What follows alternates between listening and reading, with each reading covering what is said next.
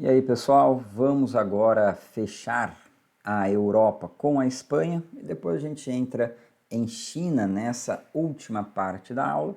Então, primeiro de tudo, importante lembrar aí que a Espanha ela tem uma grande diversidade étnico-religiosa, cultural aí, e duas regiões se destacam principalmente na luta pelo separatismo. Há mais regiões, claro que essas duas elas acabam ganhando uma repercussão maior. Então, historicamente, o País Basco houve até uso de terrorismo para levantar essa bandeira aí da separação do País Basco, que é uma nação aí, ou seja, se a nação ela tem uma identidade própria, tem aí toda a sua estrutura étnica, tá? Linguística, uma curiosidade, os bascos eles possuem aí 5.000 anos, a sua língua possui 5.000 anos, então é a língua mais antiga do continente europeu, estão aí há muito tempo, aguentaram até invasão, resistiram até mesmo a invasões romanas. Bom, e também a Catalunha, região extremamente desenvolvida da Espanha, é considerada a área mais rica do território espanhol. Quando a gente olha aqui uma reportagem um pouquinho recente, em 2014, então uma lei que lá na Espanha eles acabaram chamando de Lei da Mordaça, que era justamente uma lei que tinha a ideia de punir, combater mais protestos e manifestações que não tinham aí a autorização do governo, principalmente de cunho separatista. A gente tem que dar uma lembrada da crise de 2008. Então, aquela crise financeira pegou muito forte países como Portugal, a Espanha, a Itália, a Grécia e a Irlanda. Então, essa crise, principalmente para aí os espanhóis, acabou trazendo em algumas regiões do país esse sentimento de nação, se fortalecer ainda mais a ideia de um possível separatismo. A gente tem sempre que dar uma lembrada quanto à Escócia. Lembram? Em 2014, o plebiscito acabou trazendo aquela ideia de que não vai ser muito favorável a gente se separar do Reino Unido, criar a independência, se perdermos o direito de permanecer na União Europeia. Alguns catalães, alguns bascos também pensam isso, principalmente a integração econômica, todas as facilidades que você acaba tendo sendo membro da União Europeia. Claro que isso acaba trazendo também algumas obrigações. Bom, vamos lá. Começando aqui pelo País Basco, lembrando que a Espanha, durante aí um longo período, até 75, de 39 até 75, você vai ter a ditadura do Franco, e o franquismo ele vai acabar sendo uma ideia nacionalista, ideia de extrema direita, e você tem aí uma política que acabava valorizando a cultura espanhola mesmo e, lógico, desvalorizando, até mesmo proibindo as culturas não aí que ele considerava a central da Europa, tudo bem? Então, lógico, isso acaba fortalecendo ainda mais a luta contra a dominação dos espanhóis. Bom, olha só, no País Basco, uma região bastante desenvolvida, principalmente do ponto de vista industrial, um pedacinho do País Basco fica na França, só que é uma área pequena, moram poucas pessoas. A grande questão é com o governo da Espanha. Então você tem a formação do ETA, que na língua basca significa aí, são as siglas de Pátria Basca e Liberdade, que principalmente nos anos 60 e 70 eles vão partir para uma luta armada, se utilizar aí de ataques terroristas. Em 75, né, o colapso da ditadura do Franco, você acaba tendo uma maior abertura dos espanhóis e isso acaba permitindo um alívio, principalmente na administração do País Basco. Então você ganha uma maior autonomia do País Basco. Ainda pertence à Espanha, principalmente do ponto de vista de política monetária, também da questão aí de representação internacional. Aí olha que interessante. Se nos anos 80 a Espanha entra na União Europeia, significa que você começa a ter organizações mais supranacionais. Para o País Basco, a Espanha literalmente começa a participar menos da sua rotina político-econômica. E também, vamos lembrar aí, já no século XXI você tem o euro. Então o uso da moeda euro, olha só, já não é mais uma questão da política monetária de Madrid, capital da Espanha, mas sim uma política mais da União Europeia, do bloco, tudo bem?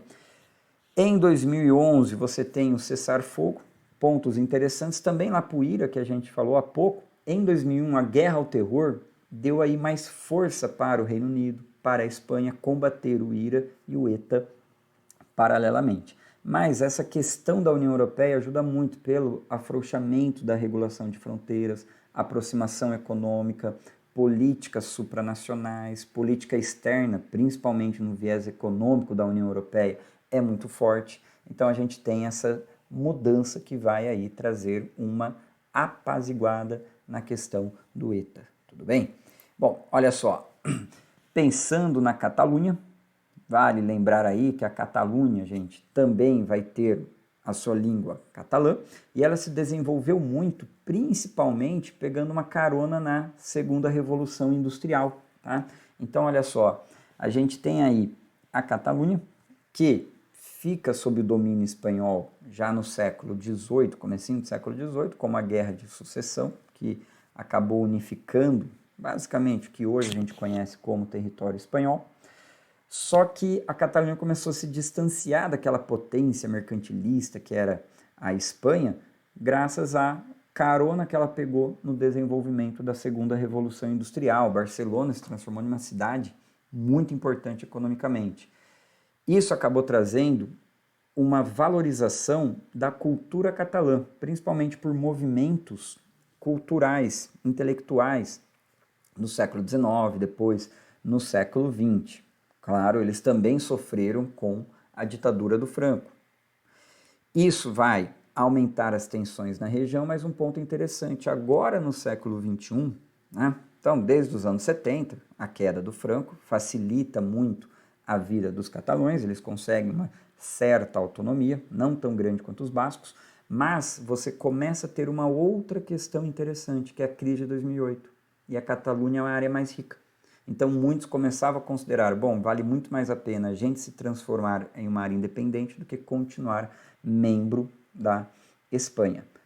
Porém, tem aquela velha e boa questãozinha, não é? Se você lutar pela independência, corre o risco de sair da União Europeia.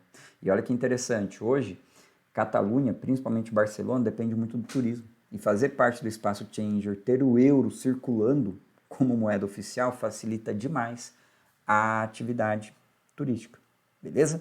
Bom, olha só, essa situação a gente também tem uma reportagem para ilustrar um pouquinho, que é uma repressão que ainda os espanhóis fazem, o governo espanhol, né, vamos falar o governo de Madrid, faz sobre as manifestações aí da Catalunha, líderes que defendem o separatismo, aí uma reportagem que eles acabaram sendo presos, tudo bem? Então ainda é não uma tensão armada, mas é muito mais por questões econômicas e culturais, principalmente, beleza?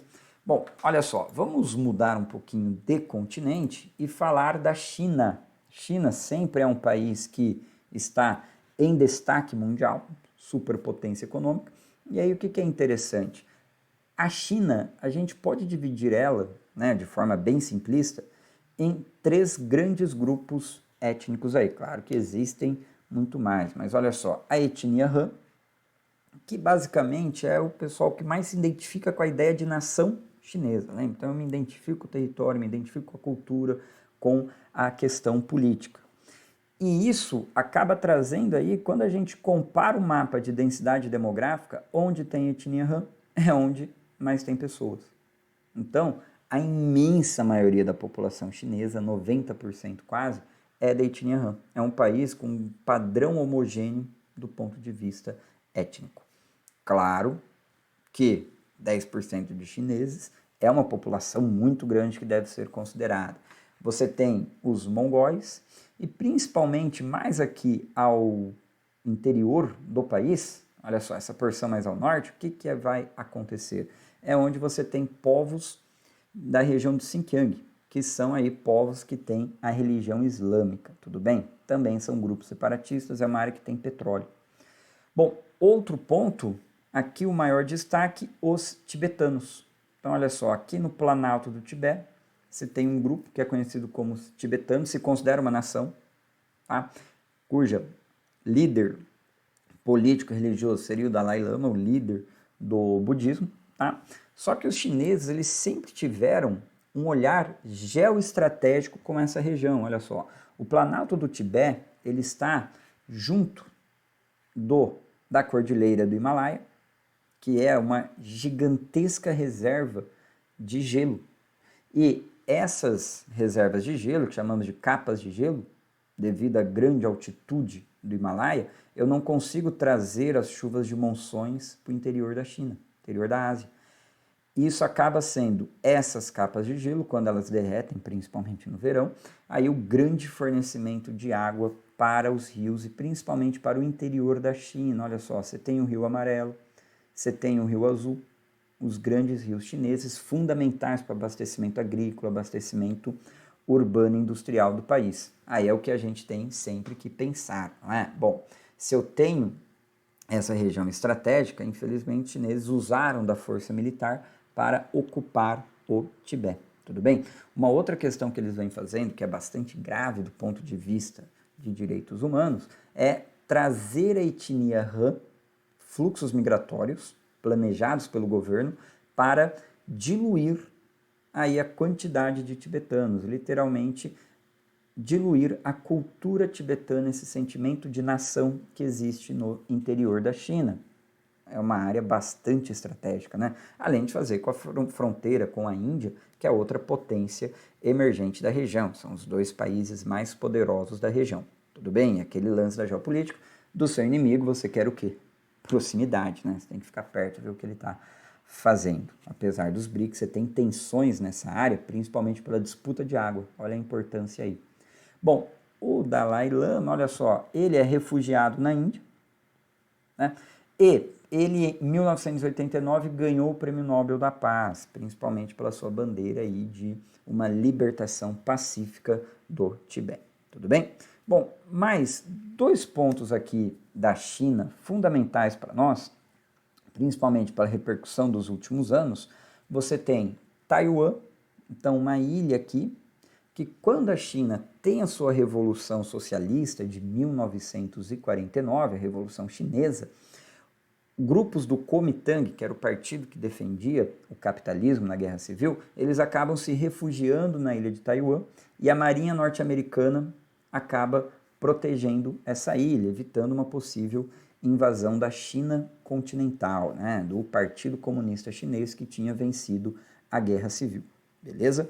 Bom, então Taiwan até hoje, os chineses consideram uma província rebelde. Os taiwaneses, claro, se consideram um país independente, eles têm um apoio interessante aí, principalmente dos Estados Unidos, tanto econômico quanto militar. Outro rival geoestratégico na região é o Japão, e o Japão tem grandes investimentos em Taiwan. Então você tem aí uma aliança mais pró-Estados Unidos, pró-Japão com Taiwan. Até hoje a China pede de volta Taiwan. Bom, a China já conseguiu duas cidades, que uma era domínio português, Macau, e Hong Kong, domínio britânico, olha só. O que é interessante aí? Hong Kong é a grande, aí, né, das duas, a grande força econômica. Então, é um grande centro industrial hoje, cada vez mais um centro financeiro, tecnológico, e também um porto fundamental para escoar a produção das gigantescas indústrias da China. Legal dar uma lembrada que essa porção mais sudeste aqui da China tem Cantão, que foi a primeira zona econômica exclusiva dos chineses, grande polo de produção industrial. Hong Kong serve como um grande porto para escoar essa produção aí. Bom, Hong Kong vira domínio oficial britânico em 1842 porque os britânicos vencem a Primeira Guerra do Ópio, tá? Na década de 70, principalmente, já começa no pós-Segunda Guerra Mundial, mais investimentos capitalistas nos tigres asiáticos, né? Singapura, Coreia do Sul, Taiwan e Hong Kong. Olha só, o Japão estava nessa brincadeira de investimentos também. Acabou trazendo uma riqueza muito grande para Hong Kong, e a China sempre reclamando, assim como Taiwan, do pertencimento dessas duas áreas para os chineses. E em 1984 você tem aí um acordo que acaba virando uma declaração, China e Reino Unido, eles se comprometem a alguns pontos interessantes, olha só. Bom, primeiro, a devolução em 1997 de Hong Kong para a China, os britânicos devolveriam. E aqui, olha uma reportagem de 97 do jornal O Globo, Hong Kong, um negócio da China. A riqueza da cidade, claro. E qual foi o grande acordo deles? Isso daqui, olha só. Então, primeiro, a China não vai levar o socialismo lá para Hong Kong e também a China vai respeitar os princípios democráticos em Hong Kong. Isso sempre foi uma questão muito tensa para eles, né? Bom, a China vai controlar a política externa, viés econômico e a defesa do território. Isso vai durar 50 anos desde a devolução, então de 1997 até 47, né? Vamos fazer uma continha aí. Ô Fábio, interessante, e aí? Um ponto legal para a gente pensar também, olha só, é que Hong Kong está reclamando sistematicamente na última década aí de que a China está intervindo na sua política aí interna, o que não era parte do acordo, a não ser a partir de 2047. Claro que muitos Hong Kongs achavam que, bom, o que vai acontecer? A China em 2047 vai estar um país muito diferente. Mas existem essas manifestações pró-democracia, tudo bem? Olha só o trecho dessa reportagem aqui do estado de Minas. Novembro de 2019, o lado pró-democracia venceu as eleições locais, eleição que não é muito bem vista pela China, né? China aí, a gente fala Pequim, representação central, tudo bem? Aqui um ponto interessante no finalzinho, os manifestantes, por outro lado, prometeram continuar sua luta por maior liberdade. Até agora o executivo local, liderado por Ken Lam, rejeitou seus pedidos. Então você está aí com uma tensão, a população querendo liberdade democrática e o governo chinês negando ela, tudo bem? Pessoal, bons estudos e até mais!